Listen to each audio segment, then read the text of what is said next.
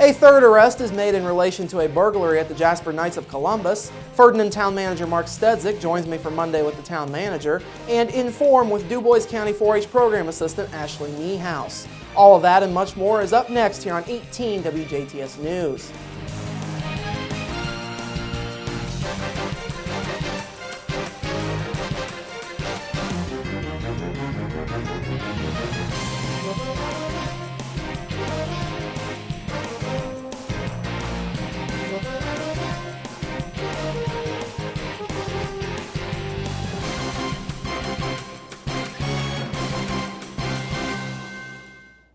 Hello, I'm Bradford Raths. In your news, a third arrest has been made in connection with the June 1st burglary of the Jasper Knights of Columbus. On Friday, Jasper police arrested 20-year-old Marissa Small of Jasper and charged her with 1 count of burglary and 1 count of theft. Small was an employee of KFC at the time of the burglary. 2 other individuals, Michael Jones and Sophia Peters, were arrested shortly after the burglary. Jones and Peters have already been charged and are currently in the DuBois County Security Center awaiting trial.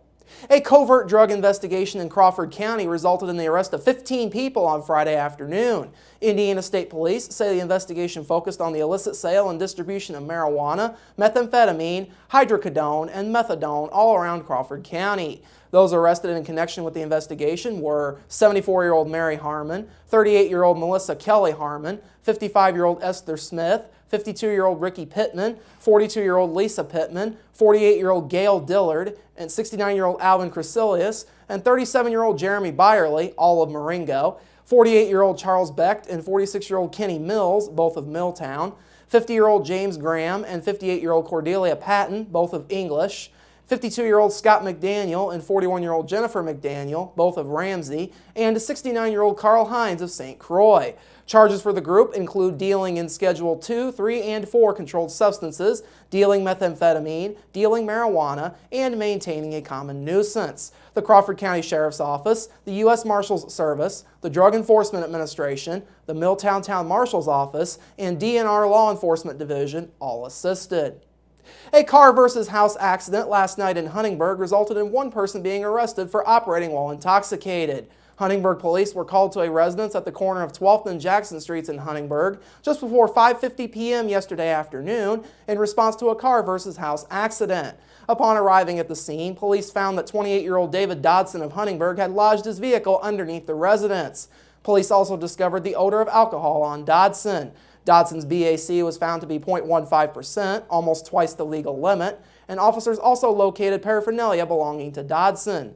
He was transported to Memorial Hospital where a medical exam further revealed that he was under the influence of cannabinoids.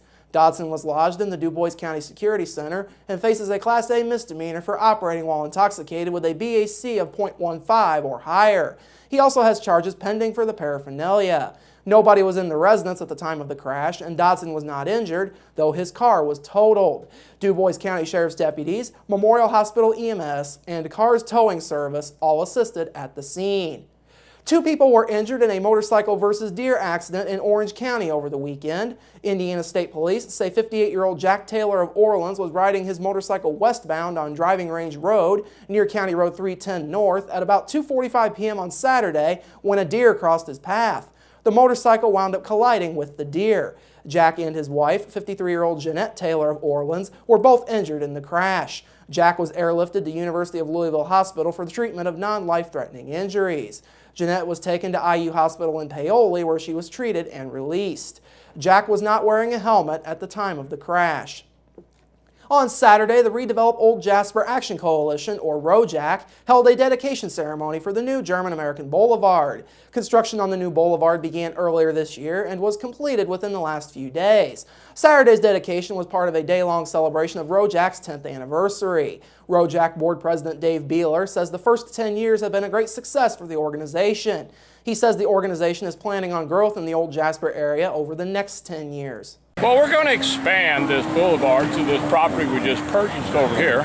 So the boulevard will even become more of an enhancement and more of a place to hang out. Of course, we're going to put the arch over the street. That's going to be unique. We're going to have the city mill. We're going to have the city market. Beeler says corporate and private support has been a huge part of the organization's success over its first 10 years, and says that support is what allowed the organization to accomplish what it has over the first 10 years. He says corporate support needs to continue in order for organizational goals of expansion over the next 10 years to be achieved. They see what's going on, they have the spirit, they have the dedication to Jasper. They're trying to make Jasper better for themselves and their business and their factories and draw people to the area, and this is a great vehicle to improve on. If you want to get involved and make something happen, you have a hard time finding something better than what's going on right here because it's so wonderful. It creates pride. Other events as part of the celebration on Saturday included train rides and a fish fry. The WBDC Cornhole Tournament of Champions had a busy weekend as 2 events of the tournament were played over the weekend. On Friday night at the Hayesville Summerfest, the Bounty Hunters defeated Steeler Nation in the finals. Since the Bounty Hunters and Steeler Nation had both already advanced to the championship match by winning previous matches, the Crawford County boys advanced to the championship match of the tournament.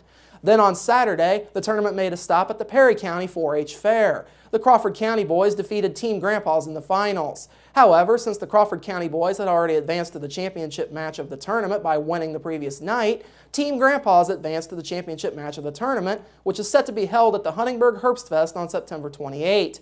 The next event of the WBDC Cornhole Tournament of Champions is set to be held on Thursday evening at the DuBois County 4-H Fair. Registration is set for 5:30 p.m., with throwing set to start at 6:30 p.m. You can pre-register for the tournament by calling 482-2727 or by going online to wbdc.us. Coming up after the break, Monday with the Town Manager with Mark Stedzik, plus a hot, dry week of weather is in store for your local forecast, sports with Kurt Gutzell, and Inform with DuBois County 4-H Program Assistant Ashley Niehaus. That's all up next here on 18 WJTS News. Local people watching local people.